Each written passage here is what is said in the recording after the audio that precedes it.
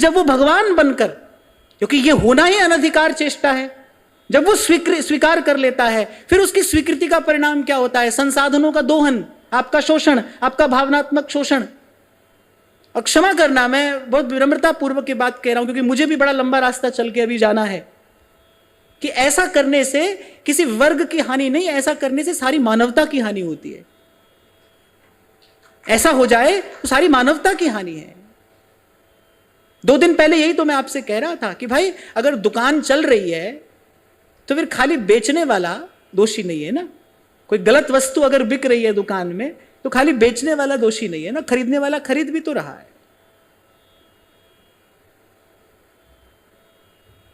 इसलिए भाई आप कुछ भी कह लो, आप कुछ भी कर लो, पर हमारा सिद्धांत तो यही है, हम तो इसी बात पर रहेंगे भाई,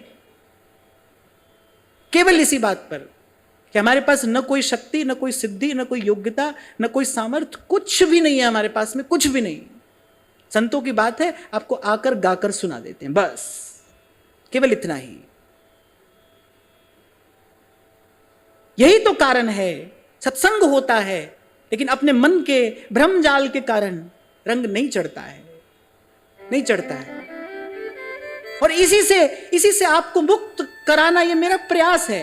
कितना सफल हो ये प्रभु जानते हैं, पर मैं अवश्य चाहूंगा कि आप इस भ्रम जाल से निकलिए, सीधे सीधे प्रभु के नाम को पकड़िए।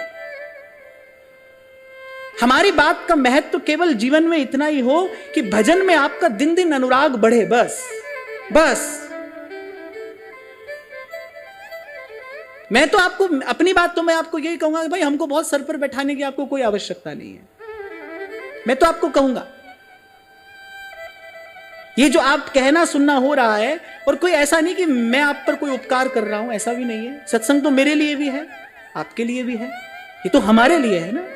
इसका परिणाम, इसका प्रसाद केवल इतना हो कि आपके मेरे जीवन में दिन दिन छिन छिन भजन के प्रति अनुराग बढ़े, नाम में हमारी प्रीति बढ़े, हमारा भगवत विश्वास प्रबल हो, सुदृढ़ विश्वास हो, हमारी श्रद्धा उज्जवल हो।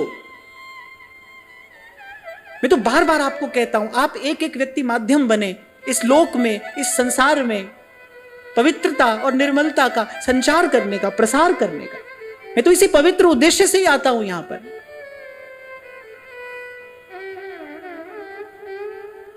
मुझे संतों की कृपा से ये कहने में कोई संकोच नहीं है, भाई हमारी भूख तो मिट गई, हमारी भूख तो मिट गई। मुझे तो प्रभु ने कृपा करके तृप्ति का अनुभव कराया है, और बलिहारी प्रभु की है, प्रभु की कृपा की है, ये मेरे आचार्य की, गुरु की कृपा है। अब तो मेरे जीवन में यही संकल्प है, एक पवित्र संकल्प है, और उसमें भी घी इन संतों का ही डाला हुआ है। महाराज जी के लिए मैं विशेष रूप से कहूंगा। मैं तो अभी गुरु पूर्णिमा वाले दिन भी तो आपसे कह रहा था कि मुझे तो कभी कभी ऐसा लगता है, कोई क्षण तो ऐसा होता है, मुझे लगता है कि कोई खींच कर ले जाएगा मुझे किसी ऐसे एकांत में जहां से मेरा लौट कर आना शायद संभव ना हो, पर फिर भी इस संकल्प में कोई घी डालता है तो वो ऐसे संत हैं हमारे। भाई मैं इनसे बेईमानी करके कहां जाऊंगा, मैं आपसे बेईमानी करके कहां जाऊंगा। जमीन भी उसी की है, आसमान भी उसी का है, कहां जाएंगे हम। 4 दिन का खेल है भाई, मैं तो कहता हूं प्रभु के ही साथ में खेल लो, प्रभु के ही हाथ का खिलौना बनके, उमा दारू जोशित की नाई, प्रभु के ही हाथ की कठपुतली बनके प्रभु को ही प्रसन्न करने के लिए प्रभु के साथ ही खेल लो। हमको तुमको बीच में मत लाओ भाई, अब वो समय नहीं रहा। महाराज जी जब श्री रामसुखदास जी महाराज कहते थे, कई बार कठोर शब्द भी कह देते थे वो गुरु को लेकर, तो कभी कभी मुझे लगता था, मैंने कहा भाई ऐसा तो नहीं कहना चाहिए, गुरु परंपरा से ही वस्तु प्राप्त होती आई है।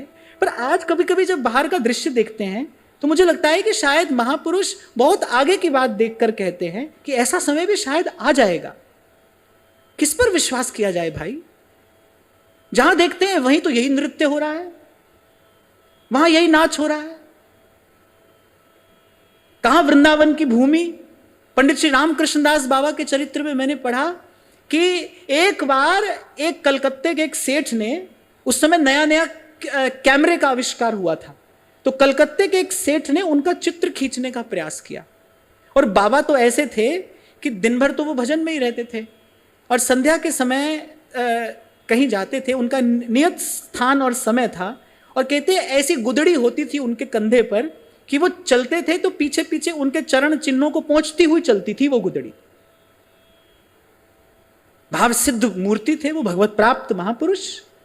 कलकत्ते एक सेठ ने कैमरा खरीदा, सोचा बाबा का चित्र खींचूंगा। बाबा बड़े असहज हो गए।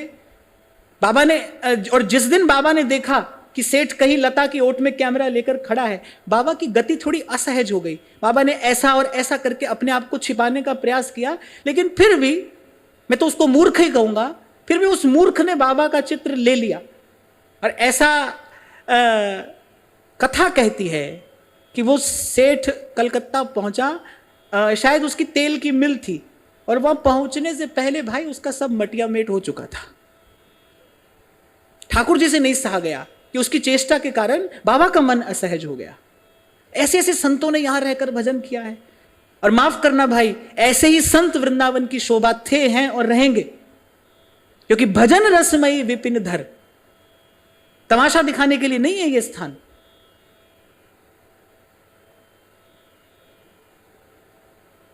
और मैं कह रहा हूं कम से कम आप और मैं तो इस व्यापार में शामिल ना हो, अपने आप को तो कम से कम हम इससे बचा कर रखें।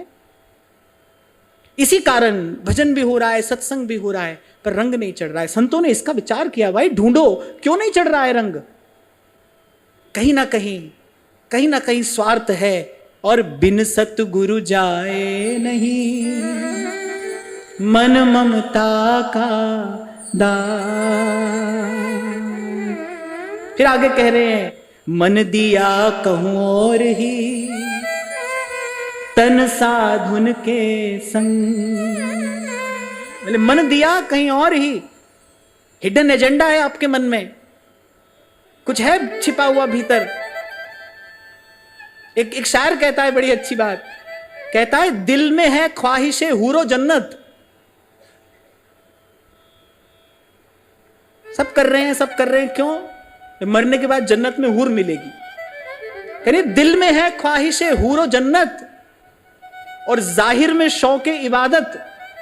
लाख चेहरा सही चांद जैसा, पर दिल के कालों से भगवान बचाए। लाख चेहरा सही चांद जैसा, पर दिल के कालों से ऊपर वाला बचाए। दिल में है ख्वाहिशे हूरो जन्नत, उसकी दृष्टि तो कहीं और है ना, वो तो कहीं और देख रहा है। खूब लिपा पोती करो, खूब माला तिलक सजाओ। बहुत पहले मैं आपसे कहा करता था ना, ठाकुर जी तो एक्सरे मशीन है भाई। वो बाहर से आप कितना श्रृंगार करके चले जाओ, मतलब भीतर का चित्र खींचकर आपको दिखा देगा। हड्डी पसली जैसे झलकती है ना एक्सरे में, ऐसे भीतर के आपके सब संकल्प विकल्प ठाकुर जी के सामने बस वही आते हैं सीधा। तो कह रहे मन दिया कहीं और ही, मन कहीं और दिया है, मन को कुछ और चाहिए, अभी कुछ और चाहिए। मन दिया कहूं और ही तन साधुन के संग, कह कबीर कारी गजी कैसे लागे रंग। अरे मेले कपड़े पर कैसे रंग चढ़ेगा? जो रंगरेज होता है ना, पहले तो कपड़ा उज्जवल हो ना, तभी तो वो रंग चढ़ाता है उस पर। कहे कबीर कारी गजी कैसे लागे रंग। यही तो आपसे कह रहा हूं भाई, क्षमा करना कभी कभी मेरी बात आपको कड़वी लगती होगी, कठोर लगती होगी, पर कभी कभी औषधि भी देनी पड़ती है। जो कह रहा हूं भाई आपके मेरे हित के लिए ही कह रहा हूं, हित